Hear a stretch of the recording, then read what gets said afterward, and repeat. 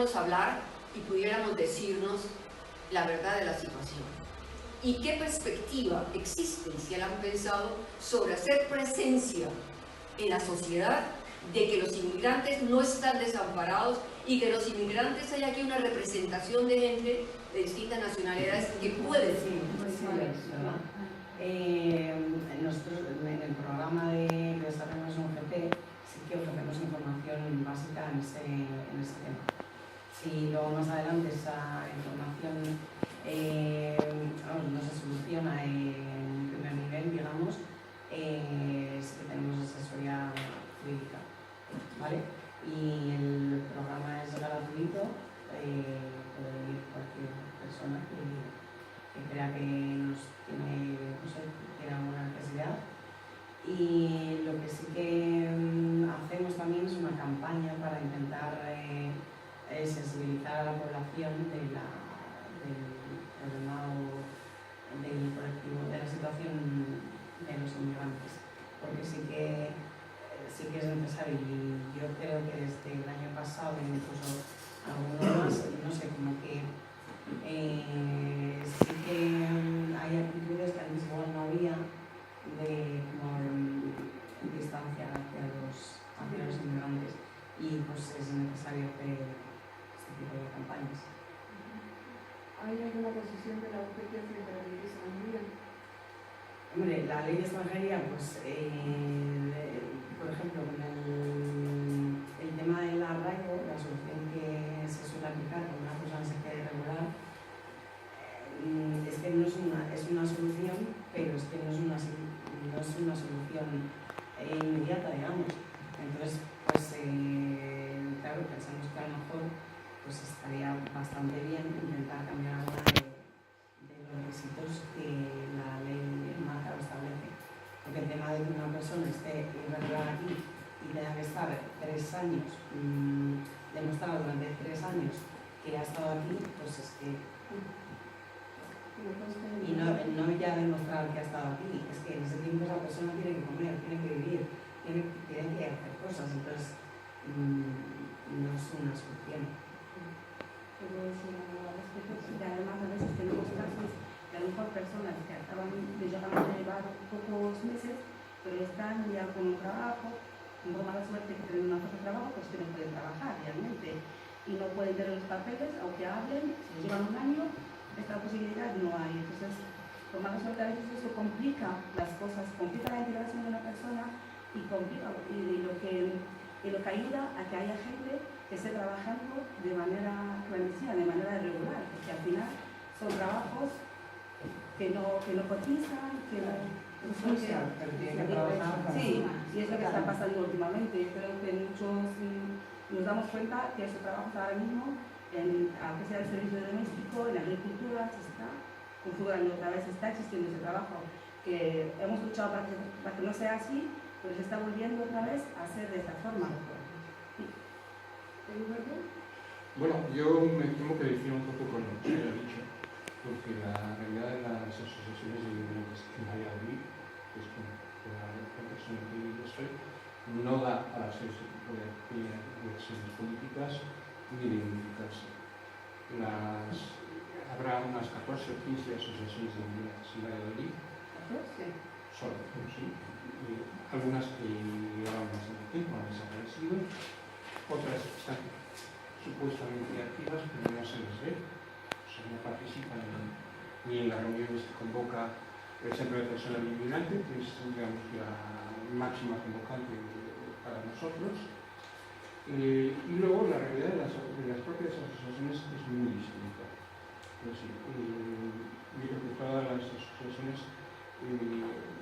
básicamente están intentando sobrevivir.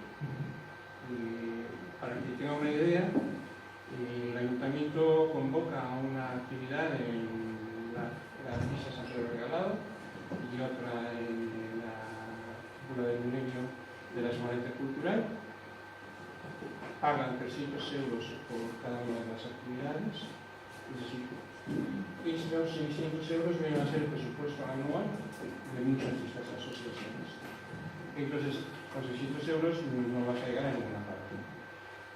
por un lado. Por el otro, las propias asociaciones tienen muchos problemas internos.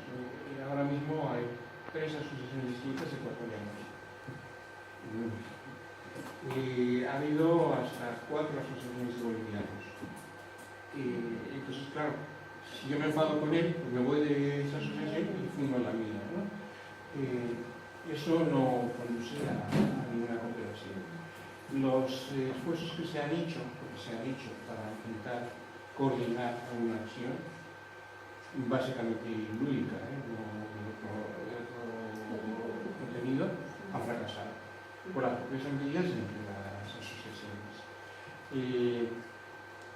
Entonces, claro, el decir que tengamos que tener una posición, pues no se va a dar. Y luego también el contenido de las propias asociaciones. Es decir, cuando tú te registras como una asociación, tienes que llevar tus estatutos al registro de asociaciones y ese registro mira con lupa lo que tú pones ahí y te hace cambiar. Incluso, por ejemplo, para dar un ejemplo, una de las últimas asociaciones de bolivianos no quería aceptarle el nombre de la asociación porque no estaba en castellano. ¿Sí? Claro, a partir de allí, ¿a dónde vas a dar? Y luego los intereses son muy distintos. O sea, con todo respeto, los mexicanos no pensamos de la misma manera de toda nuestra problemática que los bolivianos o los marroquíes o los peruanos o los búlgaros, ¿no? Tenemos nuestra mentalidad, nuestra forma de actuar, que en algún momento, yo llevo ya 10 años en la asociación de mexicanos, en algún momento intentamos coordinarnos en un centro que se abrió en la rodilla, en Allende Mundi. Yo fui fundador de esa iniciativa junto con gente de Bolivia, de Perú y de Ecuador. Y la gente mexicana no quería estar ahí. No les interesaba. Tenía un local. Y el local de Allende Mundi, si no lo conocen, es un local fantástico. Con espacios para hacer muchas actividades, para hacer talleres, para dar clases de apoyo escolar, para visitas. ¿Sí? Era obvio que había unas obligaciones que cumplir. El local de Allende Mundi es una institución privada, y creo que ahora ya no tiene ninguna asociación de inmigrantes, creo que son solamente personas de voluntariado de la Universidad de Valladolid y alguna otra gente. Claro, había que aportar. Y para aportar había que hacer actividades, había que recaudar dinero. Y los mexicanos no estaban por la labor. Como tampoco lo subieron los ecuatorianos que estaban en ese grupo. Entonces, claro, darte un tiro en el pie de tú mismo. No puedes hacer algo si la gente no va a querer participar. La mentalidad también, en el caso mío, yo hablo exclusivamente por la mentalidad de los mexicanos que están aquí, en Valladolid, es muy distinta.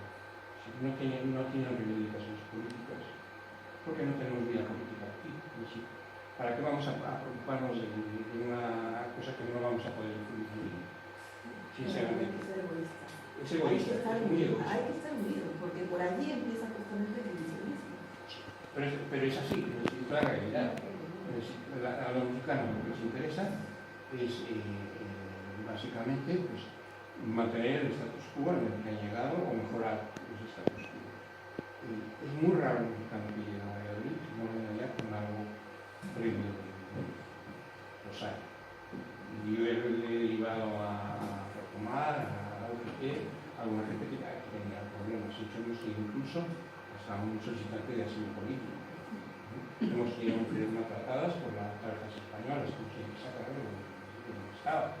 Pero la mayoría de la gente viene ya más o menos con una situación, si no resuelta, casi resuelta. Entonces las necesidades son muy distintas. Y hacer que una mexicana que tiene una posición relativamente cómoda vaya incluso a los círculos del silencio que se organizan cada mes, yo me cansé de ello. Me he cansado de decir, hay actividad, hay que ir. Yo mismo dejé de ir porque yo no estoy aquí. Sin animar, de las soluciones sin animar. Incluso de las actividades que nosotros organizamos culturales, para traer grupos de México para aquí. Muchas veces no van. Entonces, ya con esa mentalidad, pues, estamos haciendo una integración cultural, pero muy leve. Muy leve. No es, para los mexicanos en concreto, esto no es una comunidad. Y es egoísta, completamente de acuerdo, pero es la realidad en la que estamos. Y si una chica empieza a tener problemas con la pareja, se sacan de ahí, pues se sacan de ahí, se le ayuda, y algunas chicas se han vuelto a México porque la situación es sostenible, pues bueno, eso se ha hecho. Pero alguna persona que ha venido, que venía con la pareja y está en situación regular, pues se le ha intentado ayudar para que regularizara su situación. Pero en realidad eso no es una situación en la que ahora mismo los mexicanos entiendan que tienen que estar. ¿Sí? Y yo mismo creo que sí, que tenemos que estar, que debemos de participar, pero no voy a poner como un desierto histórico. Y tengo que representar los intereses de mi comunidad es muy pequeña. Los mexicanos en Valladolid ahora mismo somos 130. Y de esos 130, yo creo que hay unos cuantos, incluso más de 30, que no están viviendo en Valladolid, que no se vienen de baja de cada municipal. O sea, no llegamos a ser una situación equitativa de ninguna manera, ¿no? Y lamentablemente, pues es la situación en la que estamos. No se puede hacer otra cosa. Eduardo, has dicho una cosa muy importante en esto, y en esto sí que verdaderamente hay que hacer el énfasis. La lucha por la inmigración es una lucha política también. No solamente es que regularices tu situación, que le ayudes en la integración y a que la gente pueda ser considerada integrada y estar, sino que también es una lucha política. La lucha por la ciudadanía y por el derecho a que te consideren no un inmigrante ni persona de segunda categoría, sino un ciudadano, es una lucha política. Los mexicanos, por su historia realmente, y lo que sé, es un pueblo muy solidario y muy luchador, y muy reivindicativo, y están en una situación muy fea, muy mala, malísima, que incluso yo también he visto por primera vez, cosa que en la inmigración mexicana no era muy frecuente, he visto en Madrid mucha inmigración mexicana en este momento. Y realmente México es un país que ha sido solidario con América Latina. Cuando nadie ha estado, cuando eran dictaduras, México ha apoyado la democracia y las reivindicaciones de los derechos civiles de los demás latinoamericanos. ¿Cómo puede ahora considerarse a la espalda de los demás países de América Latina? No lo entiendo. Porque si algo hemos tenido todos los latinoamericanos en México es ese respaldo solidario a los derechos democráticos y civiles de la gente y ese apoyo. Entonces, la lucha es política también. La lucha es política y la inmigración es una lucha política y una lucha por la ciudadanía. En este momento la lucha política es por la ciudadanía. Tenemos que considerarnos ciudadanos y hacer que nuestros inmigrantes sean ciudadanos, iguales que los demás. Y eso es una lucha política. ¿O es que tú quieres seguir siendo una persona aislada, considerada segunda, porque a pesar de que tú llegues integrado aquí, siempre te mirarán desde la sociedad acogida como una persona? ¿Tú de dónde eres? Tú no eres español, ¿verdad? Lleves aquí 40 años. Tú no eres español, ¿verdad? Por tu acento, por tu manera de ser, tal. O sea que eso nunca serás una persona completamente nativa. Por lo tanto, la lucha política de considerarse ciudadanía es una lucha política que tienen que tener los inmigrantes de hoy también en la cabeza. En nuestro momento de reivindicación, nos quedamos en ese momento en que los ciudadanos tenían integrados ya y regularizados aquí tener derecho al voto. Y eso no se ha llegado a ejecutar todavía en la ley de extranjería, ni todavía en este país pueden los inmigrantes votar en todas partes. Y sin embargo era una reivindicación de hace por lo menos unos 20 o 25, 30 años. ¿Dónde está esa lucha? Esa lucha la tienen que recoger los inmigrantes y las asociaciones de hoy. Esa lucha política. Y entonces, yo creo que en las nuevas cosas de propuestas en la ley de inmigración debería estar incluido el derecho a la ciudadanía, fundamental para los inmigrantes. Regularizados, por supuesto, pero también a los otros también de regularización para tener esa capacidad de votar, de influir en la sociedad de acogida sobre las posibilidades que tengan de mejora y de cambios, que son ellos los que pueden producir esos cambios y mover esta sociedad.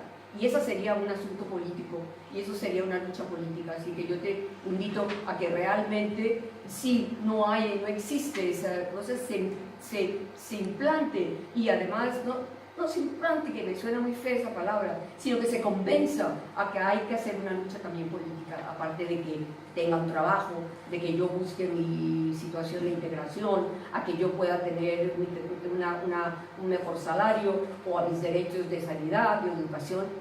Pero una lucha política también es fundamental, porque somos personas políticas. Los ciudadanos somos personas políticas, y la política no es la partidaria, no es la que yo pertenezco al partido tal, a los Ciudadanos, al PP, al PSOE, a Podemos o a quien sea. No.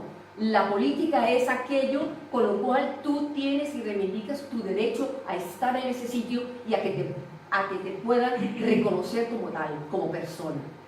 Entonces, esa es la política. Y esa es la política que nosotros, como inmigrantes, también teníamos que enfocarnos y reivindicar.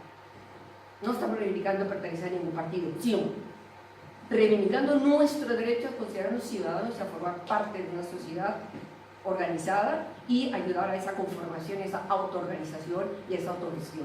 Eso sería, yo invitaría a todos además a que incluyan dentro de sus actividades esa vena política, esa idea política dentro de la lucha para la reivindicación y para la integración en la sociedad. Sí. Bueno, buenos días, agradezco la invitación. Yo soy de Comisión Obrera, soy técnico del CITE, Centro de Información al Trabajador Extranjero en Burgos. No soy de Valladolid, me han invitado desde Burgos, pero hay otra compañera que trabaja aquí, que se llama Cristina, porque los CITES a nivel de Castilla y León tenemos 9 a nivel de cada uno de la provincia, y son centros de información al trabajador extranjero. Yo siempre, cuando hablo de CITE como servicio, insisto que no es un sindicato aparte de los extranjeros, de las personas de origen extranjera.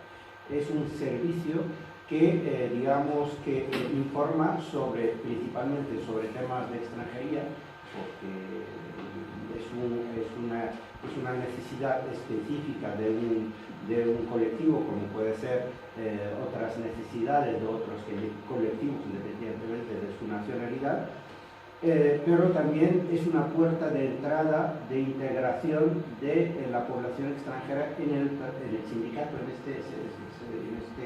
en este caso, pero empezar a tocar, a conocer qué es el sindicalismo en España, porque nosotros entendemos que la mayoría de las personas que vienen a nuestro país son personas o empujadas por temas laborales, o su principal preocupación es el tema laboral. Sabiendo que también que para hablar de la integración no podemos hablar de integración para un colectivo, unas personas que no tienen trabajo. Luego hablaremos qué tipo de trabajo es eso. Desde Comisión Obrera pensamos que es una deuda histórica que tenemos con la inmigración, con las migraciones, porque Comisiones Obreras históricamente se han nutrido de los inmigrantes. En tiempos del franquismo, cuando Comisiones estaba en la clandestinidad, muchos trabajadores españoles eran inmigrantes. Muchas aportaciones económicas, no solamente a nivel de personas e individuos, eran inmigrantes. Por lo tanto, hay una deuda histórica, al menos desde Comisiones Obreras, con las migraciones, con las personas migrantes.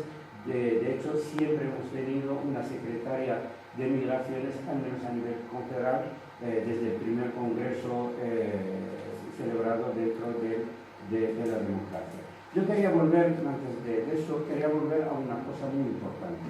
Los inmigrantes Yo soy inmigrante, aunque sustento la nación española, sigo siendo, tengo todavía esa sensación. No tenemos que caer en el victimismo.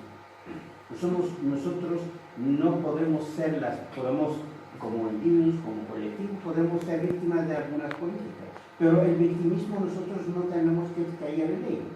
Nosotros somos personas que podemos hacer mucho, que podemos aportar mucho y que podemos influir en las políticas y eso. Hay un error que se ha cometido por parte de todos, bajo mi opinión. Hubo una lucha para sobre todo la ley 4/2000, que era un gran logro, aunque la ley que tenemos en este momento no tiene, siempre se dice, la ley que no se ha reformado, se ha cambiado la ley 4/2000. La ley 4/2000 no existe solamente en el papel, pero en la realidad esta ley no existe. Pero hubo un gran error que se ha cometido, es decir, nos hemos acomodado. Y eso es el gran error. No hemos ido un paso más allá. Hemos pedido que se cambie la ley, se ha cambiado. Yo me pregunto, ¿qué hemos hecho con nuestras nacionalidades? Mucha gente inmigrante tiene la nacionalidad española. ¿Qué hemos conseguido? Un papel.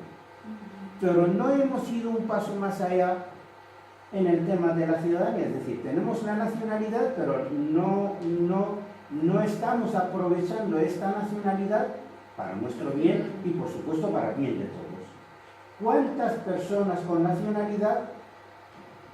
Yo entiendo que la política de base es muy importante, pero la política profesional también es tan importante o más importante. ¿Cuántos diputados tenemos con nacionalidad española? Yo no hablo de diputados. ¿Cuántas personas en puestos de mando en partidos políticos, que sean de derecha, de izquierda?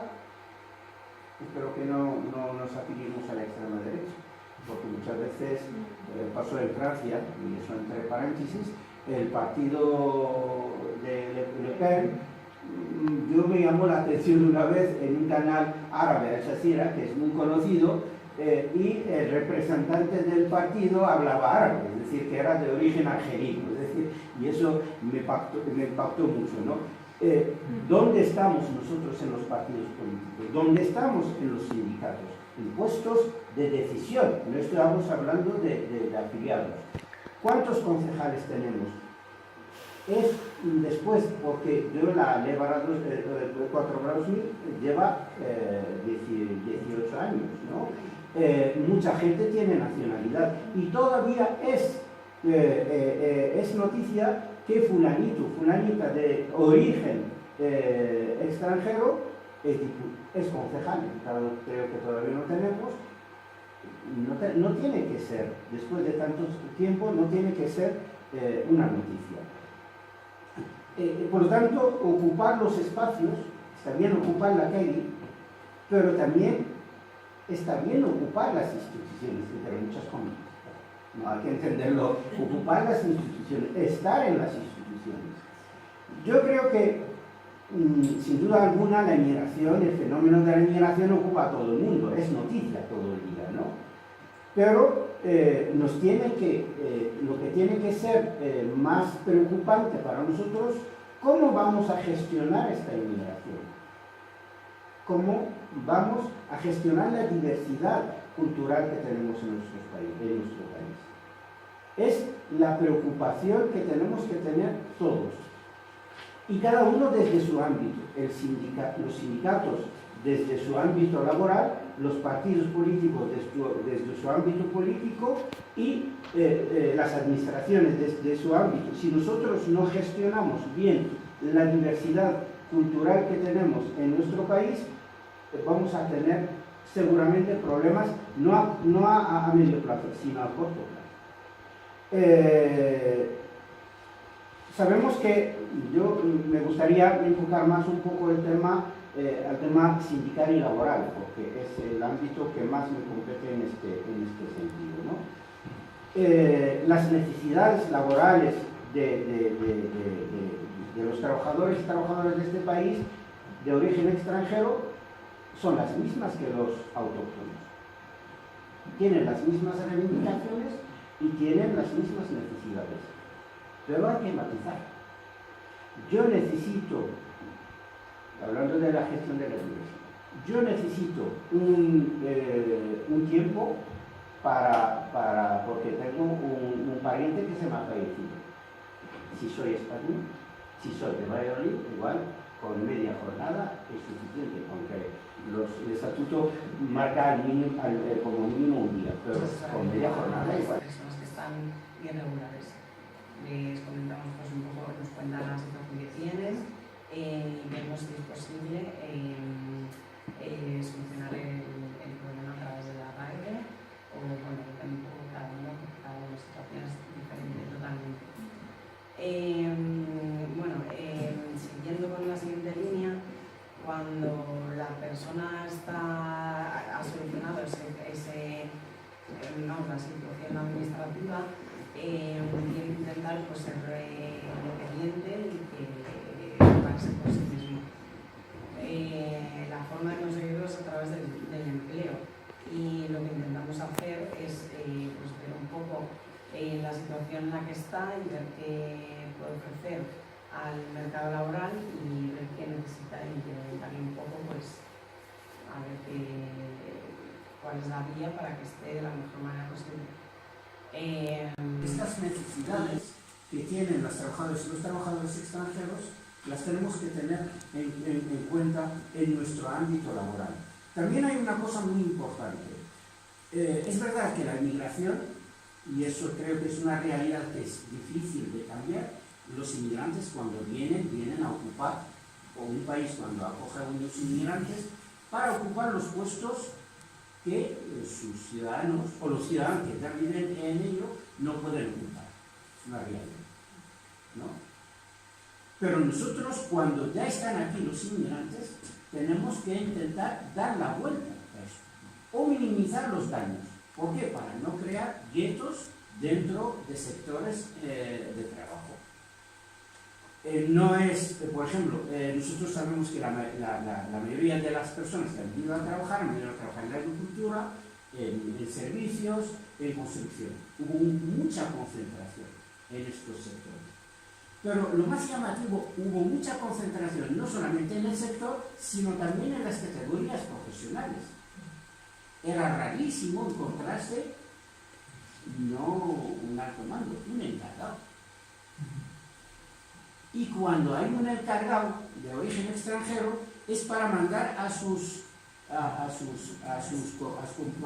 compañeros o los trabajadores de su mismo país.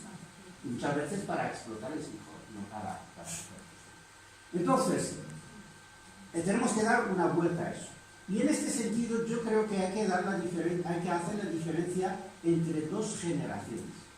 Lo que se llama la primera generación y lo que se llama la segunda generación. La segunda generación, que son españoles, mal llamada segunda generación, porque son españoles. Que hayan nacido o solamente crecido aquí, eso es decir, porque estos no saben nada de los países de origen de sus padres. Son españoles. Pero les vamos a llamar segunda generación. En la segunda generación tenemos que trabajar para que no hablemos más de estos problemas del que yo voy a hablar ahora o de los que he hablado antes. No tenemos que hablar de ello.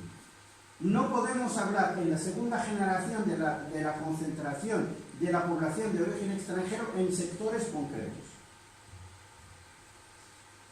Si lo seguimos hablando con la segunda generación, es que algo hemos hecho mal y hemos fracasado. Cuando hablamos de la concentración y de sus consecuencias y de la manera de aliviar las consecuencias, estoy hablando de la primera generación. Y para aliviar las consecuencias, tiene que haber un trabajo, entre comillas, pedagógico con las empresas. Porque todos los estudios que se han hecho dicen que los trabajadores de origen extranjero tienen buenos niveles, tanto a nivel de formación profesional como a nivel de estudios. Sí, no sé si se acercan a la media española, pero son buenos. Y eso no hace que que hay posibilidad de que los trabajadores y trabajadoras no se concentren en estos puestos. La formación, hay que dar oportunidades, tanto a nivel horario como a nivel de subvenciones que pueden salir por parte de las administraciones, para que haya una formación que se adecue mejor a la situación que tenemos. Pero hay una cosa muy importante que se tiene que hacer por parte, no están las empresas aquí representadas, pero creo que las tienen que hacer, y las administraciones. No tenemos que tener en España nosotros sectores que nadie quiere trabajar en ellos. Servicio doméstico, por ejemplo. Según la EPA, sobre 700.000 personas son mujeres. Ya tenemos un problema ahí, que son mujeres. Y estas mujeres son de régimen extranjero y más de la mitad o sobre la mitad no tienen contratos de trabajo. Sabiendo que las que ya tienen contrato de trabajo, partimos de un real decreto que prácticamente es que porque no podían ponerlo más peor que el Estatuto de los Trabajadores. Porque tenemos este sector que da trabajo a 700.000 personas, y estas 700.000 personas están en esta situación laboral que no es buena. Claro, la persona que va a venir de fuera va a aceptar el trabajo porque las condiciones económicas que tiene lo obliga a ir. Entonces estamos creando un gueto. Estamos creando gueto de empleados de hogar, gueto de construcción en las categorías más bajas. Por lo tanto, lo que tenemos que hacer nosotros en España es mejorar las condiciones laborales de todos los sectores para que cuando necesitemos gente podamos utilizar la mano de obra que tenemos, pero para que cuando venga gente no se sienta que está excluida o está trabajando dentro del gueto. Yo, para terminar, porque veo que está mirando el reloj, para terminar, el tema de la inmigración, la problemática de la inmigración es un tema transversal, es decir, no podemos decir que lo tienen que trabajar las asociaciones de inmigrantes y ponemos el peso sobre ellos, o lo tienen que trabajar los sindicatos. Toda la sociedad, todos los componentes de la sociedad lo tenemos que trabajar, y lo tenemos que trabajar desde todas las perspectivas también, y sobre todo la perspectiva de género, porque los datos lo dicen. Los datos nos dicen que incluso aquellos países que la inmigración, como la inmigración marroquí, que en sus primeros años era una inmigración masculina, vemos que también se está cambiando, y el tema de las trabajadoras de las presas en Huelva es un buen ejemplo de ello. Termino, y muchas gracias otra vez por la invitación. Bueno, gracias, un pequeño apunte y un resumen quizás respecto a las movilizaciones. Yo creo que la politización, la lucha de la inmigración ha ido en muchos casos en ese tiempo a pesar de los sindicatos y de los partidos. Los sindicatos y los partidos es verdad que han recogido alguna cosa, pero la lucha ha traspasado los partidos, traspasó los partidos y los sindicatos. Porque los sindicatos en un momento fueron obstáculos para esa reivindicación. Porque era una población que no controlaba los sindicatos ni los partidos. Por lo tanto, se oponían a una reivindicación en la calle y a unas movilizaciones en la calle. Entonces, en algún sentido, la reconducción de la capitalización de esos movimientos y luchas en la calle fueron hechos por los partidos y por los sindicatos, porque desafortunadamente no hubo cómo seguir después de que lo que ha descrito muy bien Mohamed es que después de esa reivindicación se paró la cuestión y no se siguió la reivindicación porque se creyó que ya se había terminado todo, por eso que se reivindicaba en ese momento. Pero para los futuros sociólogos que tenemos aquí alguno, esto le puede servir, y de segunda generación, esto le puede servir mucho para decir que precisamente la movilización en la calle y las asociaciones de migrantes tienen que plantear su propia problemática independientemente y por encima de cualquier sindicato y de cualquier partido. porque la reivindicación y lo que yo pienso no puede ser conducido por los intereses de ningún partido ni ningún sindicato, porque no coincidirían. Porque nuestras necesidades nacidas de la propia movilización y de la propia base de la gente no está contemplada entre los sindicatos y partidos cuya única función es reconducir, apaciguar, obstaculizar y dirigir esa reivindicación a donde a mí me conviene, pero no avanzando a los inmigrantes y la reivindicación de los inmigrantes les interese o necesiten. Por lo tanto, la reivindicación en la calle tiene que seguir siendo por encima y a pesar de los obstáculos que puedan poner las instituciones, y en eso incluyo, como digo, a los sindicatos y los partidos. Por lo tanto, resumiendo, yo creo que espero que hayamos dado una visión general de lo que significa el papel de las asociaciones, y tal como dice el título de esta mesa redonda, es las inquietudes y propuestas, que se han hecho algunas propuestas, que espero se recojan esas propuestas, y aquí también han surgido inquietudes sobre la realidad, y sobre todo agradecerles la sinceridad con la que han expuesto las cosas que hacen y que no están haciendo, y es un invite y un empate a que verdaderamente sigan adelante en la reivindicación, porque hay mucho que reivindicar, hay muchísimo que hacer, hay muchísimo que necesitamos todos para decir, y este colectivo social que también integra a los inmigrantes para los cambios sociales que necesita este país, tiene que contar con la inmigración y tiene que contar con los ciudadanos inmigrantes para esos cambios. Y yo me diría aún más, me atrevería a decir aún más, sin ese empuje y sin esa vitalidad que aportan los inmigrantes y con sus reivindicaciones y su juventud, no habrá cambios. No habrá cambios. O sea que sí hay responsabilidad tremenda en los inmigrantes y en esas generaciones nuevas para hacer de este país, en el que están, un nuevo país.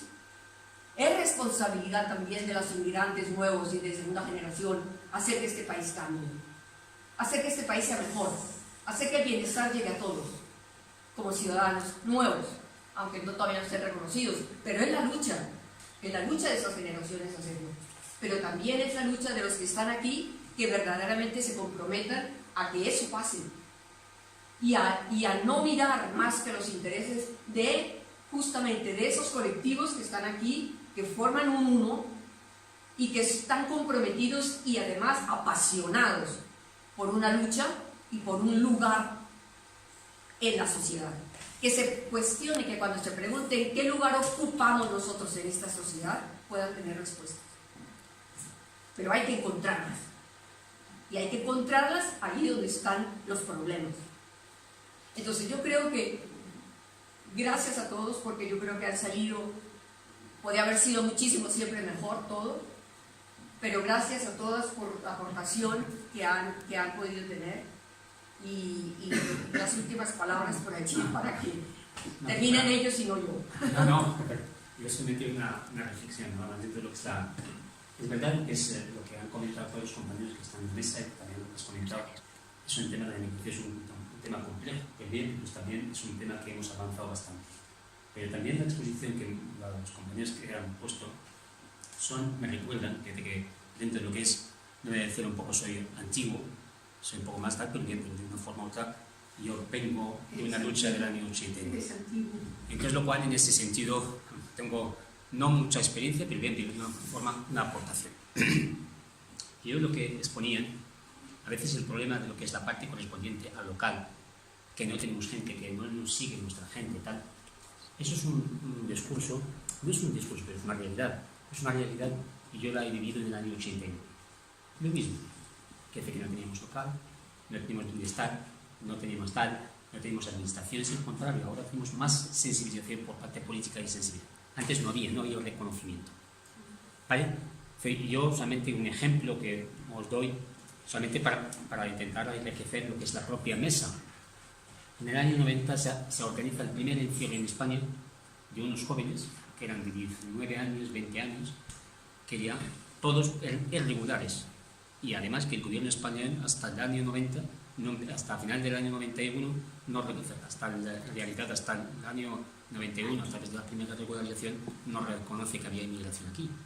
Entonces, lo cual quiere decir que nosotros, terminamos de trabajar, que hacíamos irregulares, porque había un mercado de trabajo abierto. Es decir, que trabajamos, la mayoría trabaja, y esos 120.000, había expulsiones, más que ahora, y había más miedo. Hasta en los gobiernos, por ejemplo, el caso nuestro de Marruecos era más fuerte, lo que es la represión era más fuerte, que se te expulsan, se te devuelven. Y además, jóvenes, de una forma que entran en un proyecto reivindicativo de algo y que tienen que criticar también su país, era un proyecto de una forma que pesa bastante. Entonces, y eso empezamos en una casa cultural, en un casino cultural. Ahora tenemos organizaciones, fundaciones, de varios sindicatos que nos pueden abarcar, que nos pueden acoger. Y después nosotros tenemos en nuestro discurso, ¿vale? Y eso fue en el año 90. Y estábamos rodeados de lo que es la parte correspondiente a Policía Nacional. Y uno de nuestros presidentes, que era a nivel nacional, enfrentando con Solchaga, en su momento el Ministerio de Interior, que al día siguiente rodeó lo que es la sede de la organización en Madrid. Pero la gente creía en el proyecto. Pero no te estoy diciendo no. Lo que decía es Pilar, que los responsables de las organizaciones o alguien que tiene la idea de crear una organización son líderes. Y esos líderes, de una forma u otra, tienen que hacer un gran sacrificio para poder lograr lo que se ha logrado. Y entonces, a raíz de esos encierros, tanto de Valencia, que fue el primer encierro, después Villarreal y después Madrid, que reivindicaba lo que es la parte correspondiente a la regularización. Y eso se culminó el 10 de junio de 1991. Y nosotros también, y la inmigración, dentro de ahí, que yo personalmente, había con otros compañeros, y vamos a tocar la puerta de los sindicatos. Entonces nos acogió la Comisión Obreras. OGT en su momento aún estaba al lado del poder, hasta que se divorció en el año 90, a partir de 1991, cuando se divorció con lo que es la parte del poder. Pero es la realidad. Pero fíjate nosotros lo que hacemos, que lo que se puede cambiar unas personas irregulares, con una idea con un presidente que al nivel que era refugiado en Madrid, pero a raíz de ahí cambiamos el sindicato Comisiones Obreras.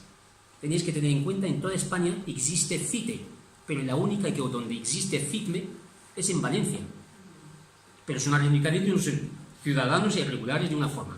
Y pero solamente para que tengáis en cuenta, porque en su momento nos daban un despacho, y nosotros reivindicamos lo que es, como un despacho de ATIME en su momento, no de CITE, ¿vale? Entonces CITE lo estamos, colaboramos, pero hay esa colaboración, y los responsables cambian, el tal dice CITME, por eso que entre las dos orillas se quedan, pero bien, pero es una estrategia, bien, pero se ha logrado CITME, pero nosotros hemos dicho que no, que nosotros lo que queremos es ATIME, y nosotros nos hemos dado. En UGT empezamos la relación con UGT a través del segundo encierro, y empieza el Centro de Atención del Inmigrante en UGT, a través de Inés Ayala, la primera secretaria general federal, y se abre lo que es la parte de y ahí involucramos también a un sindicato, a otro sindicato que en su momento no estaba, y apoyó todo lo que es la parte correspondiente, pero eran reivindicaciones de Asociación de Inmigrantes, en concreto lo que es de ATIME en su momento, que nosotros ya formamos parte de ella. Pero después ha ido cambiando en la lucha, porque yo trabajé en el departamento del Centro de Atención al Inmigrante, y también se cambió, porque era una lucha de que en vez de que haya un centro de atención, que haya un departamento, porque los centros que había el departamento de jóvenes, departamento de mujer, que tenían derecho de voz en el Congreso, pero no tenían derecho a voto. Nosotros, la propia centro no tenía ni derecho de voto. Y con reivindicación propia, que no puede estar abarcado ni puede estar bajo el paraguas de ningún partido político y de ningún sindicato. Ojo, que inmigrantes pertenezcan a donde quieran, faltaría más. Pero que eso no implica que las asociaciones de inmigrantes y los propios inmigrantes construyan su propio discurso, por supuesto. Y que además ocupen un lugar dentro de la sociedad con su propio discurso y sus aspiraciones, por supuesto. Y eso es lo que a las sociedades de inmigrantes les invito a que construyan ese nuevo discurso, ese discurso de hoy, para que puedan estar dentro de esa sociedad reivindicando el lugar que corresponde a esos nuevos ciudadanos y a esos futuros cambiadores, de acuerdo, estoy usando la palabra mal hecha, de este mundo, de esta sociedad.